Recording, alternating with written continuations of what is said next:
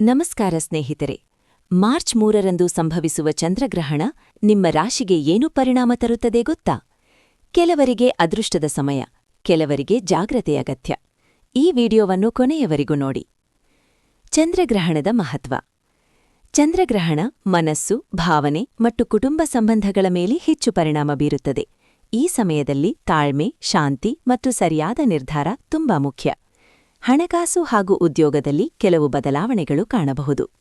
ಶುಭ ಫಲ ನೀಡುವ ರಾಶಿಗಳು: ವೃಷಭ ರಾಶಿ, ಹಣಕಾಸಿನಲ್ಲಿ ಲಾಭ, ಹೊಸ ವ್ಯವಹಾರ ಅಥವಾ ಕೆಲಸದ ಅವಕಾಶ ಸಿಗಬಹುದು.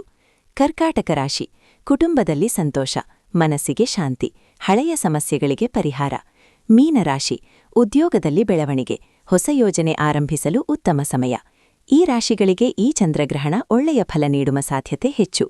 ಜಾಗ್ರತೆ ವಹಿಸಬೇಕಾದ ರಾಶಿಗಳು: ಸಿಂಹರಾಶಿ, ಮಾತಿನಲ್ಲಿ ಜಾಗ್ರತೆ, ಕೋಪ ನಿಯಂತ್ರಿಸಿರಿ.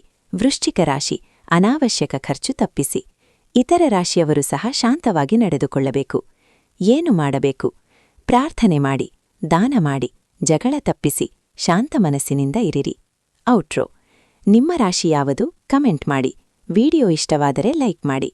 ಇನ್ನಷ್ಟು ರಾಶಿ ಭವಿಷ್ಯಕ್ಕಾಗಿ ಸಬ್ಸ್ಕ್ರೈಬ್ ಮಾಡಿ.